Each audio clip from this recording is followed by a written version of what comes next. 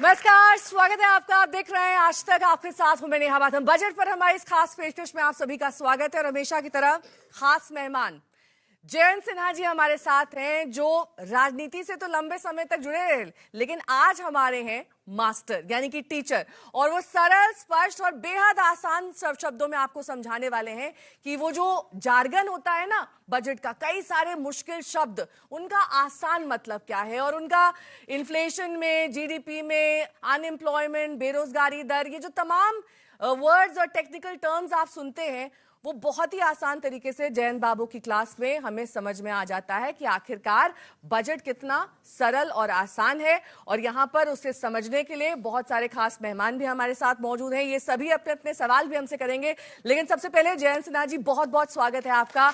और हर साल की तरह इस साल भी हमारी कोशिश ये होगी कि हम बजट को क्रैक कर सकें। यानी कि पिछले साल इन्होंने एक भविष्यवाणी की थी और वो जब बजट पेश हुआ तो वो भविष्यवाणी सत्य साबित हुई। एक लाइन में जयंत जी बताइए कि वो क्या था। पहले तो आपको, नेहा जी और सब यहाँ जो दर्शक हैं उन सबको झारखंडी जोहार। और आपको याद होगा नेहा जी, हम और आपने यही कार्यक्रम पिछले वर्ष भी किया था और तब यही बातचीत चल रही थी कि जो 12 लाख का जो टैक्स पेमेंट का जो स्लैब है उसी पे टैक्स जारी होगा कि नहीं जारी होगा। और तब सब लोगों का ये तो आकलन बिल्कुल था। सटीक आपका ये भविष्यवाणी हुई थी और जो कुछ आपने कहा था वो सत्य साबित हुआ जब बजट पेश किया वित्त मंत्री निर्मला सीतारमण ने। लेकिन आज जयंत बाबू की क्लास में क्या खास होने वाला है, सबसे पहले जयंत जी से यही जान लेते हैं। जयंत जी, बार बार हम जीडीपी का जिक्र करते हैं, हर साल बजट आता है जीडीपी की बात हो जाती है। 7.4% इस बार प्रिडिक्टेड ग्रोथ है। इसमें सरकारी खर्च का क्या योगदान होता है? आप आसान से शब्दों में बताइए यहाँ की ऑडियंस को कि दरअसल ये जीडीपी का मामला है क्या। बिल्कुल सही नेहा जी। और जो हम लोगों का जो पहला चार्ट है, जो पहला जो आंकड़ा है, वो हम लोग जीडीपी के बारे में ही आपको बताना चाहते हैं, क्योंकि जीडीपी का मतलब क्या होता क्या है, उसे कैसे आपको समझना है। देखिए, ग्रोस डोमेस्टिक प्रोडक्ट ये है जीडीपी, यानी घरेलू उत्पादन। हम लोग जब मिलजुल कर काम करते हैं तो हम उत्पादन करते हैं और उत्पादन की संख्या कितनी है वो हम लोग जीडीपी कहते हैं। और आज के समय अगर देखा जाए अगर उसको हम लोग स्क्रीन पे देखें तो वो है 330 लाख करोड़ कुल मिलाकर। जो हमारे 145 करोड़ जो हमारे सब भारत के वासी हैं, हम लोग मिलजुल कर जो काम करते हैं उसकी जो संख्या है वो 330 लाख करोड़ होती है। उसको जीडीपी कहते हैं, उसको हमारा उत्पादन कहते हैं। और हर और देश के साथ मुकाबले में इसकी जब तुलना की जाती है तो इस जीडीपी के अनुसार ही इसकी तुलना की जाती है। इस नंबर के द्वारा ही हम लोग और देशों का मुकाबला कर सकते हैं। अब इसमें एक और बहुत जरूरी बात है जो समझना आप लोगों को चाहिए, वह यह है कि इस जीडीपी में भागीदारी किसकी कितनी है। अब जब हम लोग जीडीपी की या उत्पादन की बात करते हैं तो हर कोई को लगता है कि सरकार ही सबसे ज्यादा भागीदारी कर रही है, सरकार का ही सबसे ज्यादा इसमें योगदान है, लेकिन यह सही नहीं है। जब आप केंद्र सरकार को लें तो केंद्र सरकार का जो उत्पादन है वो करीब 38 लाख करोड़ है, खर्चे केंद्र सरकार के 38 लाख करोड़ हैं। और जो राज्य हैं और जो म्यूनिसिपैलिटीज हैं, इन सबको मिलाकर अगर हम लोग देखें, स्टेट एंड लोकल गवर्नमेंट जिसको कहते हैं, उसका 53 लाख करोड़ का उत्पादन है। यानी अगर 330 लाख करोड़ में उत्पादन में योगदान देखा जाए तो ज्यादा योगदान जनता का है, निजी क्षेत्र का है, सरकार का नहीं है। और इसके साथ ये भी जान लीजिए आप लोग कि सरकार के पास साधन आते कहां से हैं। सरकार अगर खर्चा कर रही है तो कहां से खर्चा कर रही है, सरकार के पास पैसे कहां से आए। कोई पेड़ से हम लोग सरकार से पैसे नहीं लाते हैं। जो पैसे सरकार के पास आते हैं वो आपसे ही आते हैं। तो जो निजी क्षेत्र का जो योगदान है, जो निजी क्षेत्र में जो हम लोग उत्पादन कर रहे हैं, जो 240 लाख करोड़ के आसपास है, उसी में टैक्स लेकर, उसी में कुछ कुछ बेचकर लेकर सरकार के पास पैसे आते हैं और उसके द्वारा सरकार का खर्चा होता है। और एक और चीज, सरकार के जो खर्चे हैं वो अधिकांश हरदम ही घाटे में ही चलते हैं। तो घाटे में चलते हैं सरकार के खर्चे, और ये जो घाटा है जो इसका जो अब पूरा करना होता है वो यही निजी क्षेत्र से, यानी आपके जेब में जो आपके सेविंग्स है, जो आपकी बचत है, जो आप बैंक में डालते हैं, वहीं से सरकार कर्ज लेकर, ऋण लेकर अपना खर्चा चलाती है। अब एक बहुत इंटरेस्टिंग पिरामिड पर हम जाते हैं। ये पिरामिड इजिप्ट का पिरामिड नहीं है, ये पिरामिड वो पिरामिड है जो आपको समझाएगा कि दरअसल जितने भी आम जनता है, जो मिडिल क्लास है और कितने करोड़ हाउस होल्ड्स हैं इन आम जनता और मिडिल क्लास में जो पूरे के पूरे सिस्टम में अपना योगदान देते हैं आमदनी के माध्यम से। और वो जैन जी हमें बताएंगे कि इस पिरामिड में दरअसल जो आंकड़े आपको छोटे छोटे दिखाई दे रहे हैं, दरअसल वो छोटे नहीं है, वो सबसे बड़ा सेक्शन, वो सबसे बड़ा वर्ग है। तो हमें अगर समझना है कि ये जो 240 लाख करोड़ का उत्पादन हुआ, ये इकोनॉमिक एक्टिविटी हुई, तो किसने कितना किया, तो इसमें जो है कि भारत की विभिन्नता को अगर हमें समझना है, भारत के डाइवर्सिटी को समझना है, तो आपको जानना होगा कि भारत के अगर लोगों को समझा जाए तो उनको 3 वर्गों में समझना जरूरी है। पहला जो है उसको हम लोग ग्लोबल क्लास कहें, जो ग्लोबल क्लास है और उसकी जो संख्या ज्यादा नहीं है, 1 करोड़ घर हैं जो अब बढ़ के 4 करोड़ हो गए हैं। फिर मध्यम वर्ग के लोग हुए, जो मिडिल क्लास हुआ, जो 3 करोड़ ऐसे घर थे, अब 6 करोड़ घर हो गए। वृद्धि काफी आई है, यानी कि मिडिल क्लास का दायरा बढ़ा है, मिडिल क्लास का दायरा डबल हो गया है, ये डबल हो गया पिछले कुछ 10 वर्षों में। और फिर जो आम जनता है उसके करीब 22 करोड़ घर हैं, अब भी करीब लगभग 22 करोड़ घर हैं। तो ये जो है, अगर हम लोगों को भारत का जो उत्पादन जो निजी क्षेत्र यानी प्राइवेट सेक्टर लोगों के द्वारा हो रहा है, उसे समझना है कि इसमें भी 3 वर्ग हैं जो एकदम टॉप वाले जो लोग हैं, जो ग्लोबल लोग हैं, जो एकदम दुनिया में घूमते हैं फिरते हैं वगैरह वगैरह, उनकी संख्या करीब 4 करोड़ घरों की तो है। इनकी संख्या बढ़ना एक पॉजिटिव संख्या, बहुत पॉजिटिव है, क्योंकि इन लोगों की आमदनी, जो एकदम टॉप वाले जो लोग हैं, इन दोनों की, इनकी आमदनी जो है वो हर वर्ष 15 लाख से ज्यादा है, यानी हर महीने वो 1 लाख से ज्यादा कमाते हैं। ये एकदम हमारे टॉप के लोग हैं, ग्लोबल हमारे जो क्लास हैं। फिर हम लोग जो मिडिल क्लास पे जो आते हैं, वो मिडिल क्लास, जैसे मैंने कहा, आज के समय करीब 6 करोड़ घर हैं। ऐसे 6 करोड़ घर में जो है करीब 9 लाख सालाना इन लोगों का है, खर्चा है, कमाई है इन लोगों की, तो ये करीब 9 लाख पे हैं। यानी कि आप समझिए कि हर महीने 70-80 हजार इनकी आमदनी है। और फिर उसके नीचे सब जनता क्लास है, जिसमें जनता में आप 10,000, 20,000, 30,000 लोगों की आमदनी होती है। तो ये जो पहला पिरामिड आप देख रहे हैं, ये 2014-15 के आंकड़े हैं, दूसरे पिरामिड 2022-23 के आंकड़े हैं, यानी कि लगभग 3 साल पहले के आंकड़े। लेकिन कुल मिलाकर अगर मोटा मोटी हम समझें तो अभी भी यही आंकड़ा जैन जी बना होगा। थोड़ा बहुत उतार चढ़ाव इसमें हो सकता है, लेकिन इसमें फोकस इस बात पर रहेगा कि कैसे आपका ग्लोबल क्लास बढ़े और कैसे आपकी आम जनता घटे, यानी कि आपके जो इनकम लेवल्स हैं वो राइज हो। डायनामिज्म जो है, जो लोगों का जो विकास करना, लोगों को आगे बढ़ना, ये जो डायनामिज्म है, हम लोग बजट के द्वारा और नीतियों के द्वारा ये डायनामिज्म, इस मोबिलिटी को हम लोग हरदम बढ़ावा देना चाहते हैं। और हमारी कोशिश यही है कि सब के सब जो लोग हैं वो एकदम टॉप क्लास पे आ जाएं, अमीरों और ग्लोबल क्लास में आ जाएं। जो लोग निचले स्तर पे हैं, आम जनता में हैं, वो लोग मिडिल क्लास में आ जाएं और मिडिल क्लास की संख्या बढ़ती चली जाए। तो विकास यात्रा का यही मतलब है। विकास यात्रा का मतलब ये नहीं कि हम लोग बड़ी जीडीपी की कोई बात करें।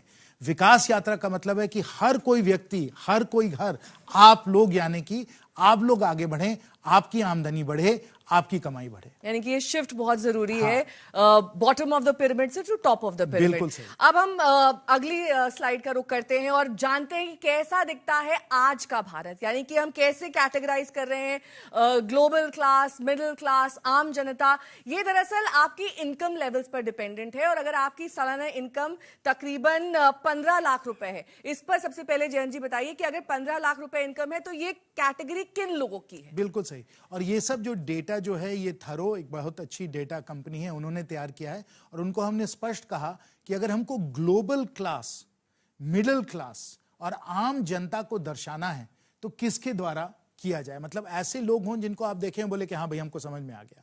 तो इसलिए अगर आप ग्लोबल क्लास को समझना चाहते हैं, उन लोगों को समझना चाहते हैं जिनकी आय जो है, जिनकी इनकम जो है वो 1 लाख से ज्यादा है, मतलब सालाना करीब 15 लाख है, तो ये कौन से लोग हैं? अब आप सोचिए कि कोई आईटी इंजीनियर है बेंगलुरु में, जिनके पास 3 बेडरूम का घर है, गाड़ी है, एयर कंडीशनर है, पासपोर्ट है, विदेश जाती हैं। ऐसे अगर आप व्यक्ति को सोचे समझे, जिनको बहुत को आप लोग जानते ही होंगे, ऐसे लोग जो हैं, ये लोग ग्लोबल क्लास में हैं, ये एकदम उच्च श्रेणी वाले लोग हैं। ये इस टाइप के लोग हैं, इनको आप पहचानिए। और जैसे हम लोगों ने कहा कि आज के समय करीब 4 करोड़ ऐसे हाउस होल्ड हैं, 4 करोड़ ऐसे हाउस होल्ड। बिल्कुल, जिनकी सालाना इनकम 15 लाख है और इसमें हेल्थ लाइफ इंश्योरेंस इनका हो रखा है, इनके पास क्रेडिट कार्ड्स हैं, डीमैट खाता है, म्यूचुअल फंड्स हैं, आधुनिक उपकरण, गैजेट्स और एक से ज्यादा विदेश यात्रा सालाना करते हैं। अब दूसरी कैटेगरी पर आते हैं, मिडिल क्लास, यानी कि वो लोग हैं जिनकी सालाना आय तकरीबन 9 लाख रुपए है। इनको कैसे कैटेगराइज किया? बिल्कुल सही, ये जो नंबर है 9 लाख, इस पे ध्यान दीजिए।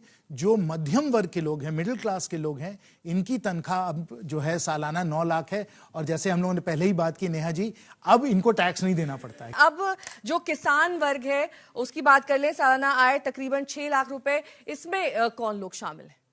इसमें देखिए, जैसे मैंने इसमें जो उदाहरण आप लोगों के सामने रखा है वो झारखंड का एक परिवार है जहां धान की खेती लोग करते हैं। कोई शायद बड़े शहर में कोई काम कर रहा है, इससे थोड़ी बहुत उनकी तनख्वाह उनको मिल रही है।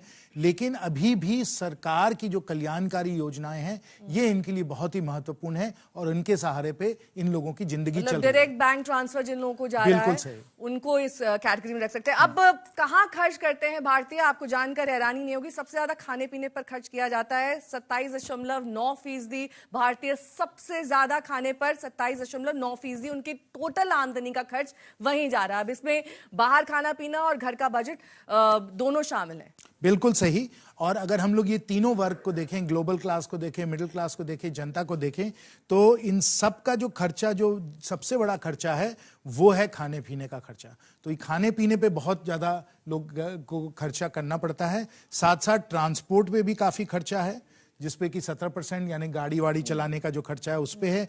शिक्षा पे भी खर्चा है, 4.5% इधर का खर्चा है। और फिर हाउसिंग, पानी वगैरह, जो भी बिजली आप देती हैं, ये आपका बड़ा खर्चा है। और सबसे कम खर्चा कम्युनिकेशन पर है। हाँ, मतलब टेलीफोन वगैरह जो आजकल काफी कम भाव पे। ये थोड़ा हैरानी भरा आंकड़ा है यहाँ पर। लेकिन अब बात करते हैं महंगाई की, यानी कि इन्फ्लेशन दर। और हम 2013 के अगर आंकड़े ले लें तो 9.9 की दर से अब 2025 में हम 4.6 पर आ गए हैं। ये कैसे हुआ? क्योंकि लगातार ये कहा जाता है कि डिमांड एंड सप्लाई ज्यादातर इन्फ्लेशन को तय करती है। तो अब इसको किस तरीके से आप देखते हैं? ये जो है महंगाई का दर सबसे ज्यादा ये लोगों को चूभता है, तो इस पे सरकार बहुत ध्यान देती है। और मैं आपका ध्यान आकृष्ट कराऊंगा कि जब हमारी सरकार यानी भाजपा की सरकार नहीं थी तो आप देख रहे हैं कि जो महंगाई का दर है वो 10% के आसपास चल रहा था। तो इससे लोगों को बहुत तकलीफ हुई। और जब भारतीय जनता पार्टी यानी प्रधानमंत्री श्री नरेंद्र मोदी जी की सरकार बनी, उसके बाद से हम लोगों ने महंगाई के दर पे लगाम लगा दिया है। अगला आंकड़ा हम ले लेते हैं जिसमें इन्फ्लेशन इंडेक्स, वेज इंडेक्स और ग्रामीण वेज रेट तीनों शामिल हैं। ये थोड़ा सा कॉम्प्लिकेटेड सा दिख रहा है, लेकिन मुझे पता है कि आप जैसा जो मास्टर है इसे आसान शब्दों में हमारी जनता को भी बता देगा, और खास तौर पर उन लोगों को जिनको हमेशा महंगाई सर कचोटती है, चाहे वो होलसेल प्राइस इंडेक्स हो या रिटेल प्राइस इंडेक्स हो। बिल्कुल सही। देखिए, हम लोगों को सिर्फ महंगाई का दर नहीं देखना है। तो आपका अगर खर्चा 100 रुपए हो रहा था और 100 रुपए से 120 रुपए हो गया है तो महंगाई हुई है। आपको लगा है कि हम लोगों को जाके बाजार में ज्यादा खर्चा करना पड़ा है। लेकिन सिर्फ महंगाई के दर को आप मत देखें, आप ये भी देखें कि आपकी कमाई कितनी बढ़ रही है। अगर कमाई ज्यादा तेजी से बढ़ रही है, महंगाई से ज्यादा तेजी से बढ़ रही है, तो अगर आपको बाजार में जाना हो तो पहले जो आप 100 रुपए का खरीदते थे, भले आप 120 रुपए का आप खरीद रहे हैं, लेकिन आपकी जेब में 150 रुपए आ गए। तो महंगाई का दर अगर ज्यादा बढ़ा है लेकिन जो आपकी कमाई है उससे ज्यादा बढ़ी है, तो अभी भी आप अपने को आगे बढ़ते हुए नजर कर देख सकते हैं। यहाँ पर कुछ ऑडियंस क्वेश्चंस हैं, मैं चाहूंगी कि माइक उन तक पहुंचाया जाए। आपका सवाल क्या है? नमस्कार सर। सर, जैसे कि विज्ञान बहुत प्रभावशाली है आजकल, तो उसका प्रभाव मध्यम वर्ग की जनता के रोजगार पर ना पड़े, इसके लिए सरकार क्या कदम उठा रही है? बिल्कुल, आपने सही प्रश्न पूछा। हम सबको मालूम है कि आज के समय टेक्नोलॉजी बहुत तेजी से बढ़ रही है और सबके लफ्जों पे यही शब्द है आर्टिफिशियल इंटेलिजेंस। कहीं ऐसा ना हो कि आर्टिफिशियल इंटेलिजेंस के द्वारा रोबोट वगैरह जो है, कंप्यूटर जो है, वो इतना बढ़िया काम करने लगे कि हमारी नौकरी ही चली जाए। ये सबकी चिंता है। क्या ये महज भ्रम है? मेरा भी ये सवाल है, ये महज भ्रम है क्या? ये गलत है। इसके बारे में आप लोगों को चिंता नहीं करनी चाहिए। चिंता आपको इस पे करनी चाहिए कि हम अपने स्किल्स को, अपनी क्षमताओं को बढ़ा रहे हैं और उनको एकदम हम लोग नए तरीके से बेहतर बना रहे हैं कि नहीं, इस पे आपको चिंता करनी चाहिए। ये नहीं कि मेरी जॉब जो है वो जाएगी कि नहीं जाएगी। क्योंकि वास्तव में अगर हम लोग जाकर देखें कि जब बिजली आई तो रोजगार कम हुआ? जब कंप्यूटर आया तो रोजगार कम हुआ? नहीं। उसी प्रकार से जब बड़ी चेंजिंग जो टेक्नोलॉजी जो आती है, गेम चेंजिंग टेक्नोलॉजी आती है, जैसे आर्टिफिशियल इंटेलिजेंस, तो रोजगार कम नहीं होता है लेकिन बदल जाता है। एक और सवाल हम इधर से लेंगे ऑडियंस से। हेलो सर, मेरा सवाल आपसे ये रहेगा सर, जो हमारी जनरेशन है वो ज़्यादा जॉब की तरफ क्यों जा रही है, एंटरप्रेन्योरशिप की तरफ क्यों नहीं जा रही? बहुत अच्छा आपने प्रश्न पूछा और आदरणीय प्रधानमंत्री जी हरदम यही कहते हैं कि जॉब सीकर मत बनिए, जॉब सीकर मत बनिए, पर जॉब क्रिएटर बनिए। और जो एंटरप्रेन्योर्स हैं, और हमारे ऐसे बहुत अच्छे अच्छे एंटरप्रेन्योर्स हैं जिन्होंने बड़ी बड़ी कंपनियों को बनाया है, जैसे कि फ्लिपकार्ट ले लीजिए, जैसे जोमेटो ले लीजिए, जैसे नाइका ले लीजिए, ऐसी ऐसी बहुत सारी कंपनीज हैं जो हमारे एंटरप्रेन्योर्स ने बड़े तेजी से खड़ा किया है। हजारों लाखों लोगों को उन्होंने रोजगार दिया है और मुझे पूरा विश्वास है कि आप भी एक ऐसी कंपनी बनाइएगा। और जितने आप लोग एंटरप्रेन्योरशिप में जाइएगा, जितने आप स्टार्टअप खड़ा करिएगा, उतना हम लोग आपको प्रोत्साहन देंगे और हम लोग दे भी रहे हैं। इसमें भी बहुत सारी अच्छी अच्छी नीतियां बनी हैं।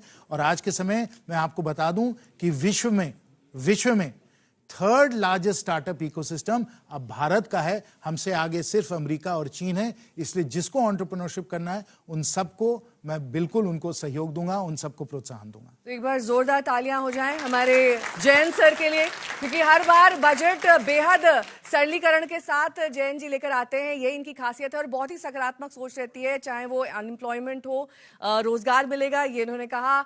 हमारा ग्लोबल क्लास बढ़ रहा है, हमारा जो लोअर मिडिल क्लास है या फिर लो क्लास है, आम जनता है, वो कम हो रहा है। और कैटेगरी में, उस पिरामिड में दरअसल इन्होंने समझाया कि हमें ऊपर बढ़ रहे हैं। ये एक बहुत ही पॉजिटिव चीज है हिंदुस्तान के लिए, हमारी अर्थव्यवस्था के लिए। तो बहुत बहुत शुक्रिया जयंत जी इस क्लास के लिए।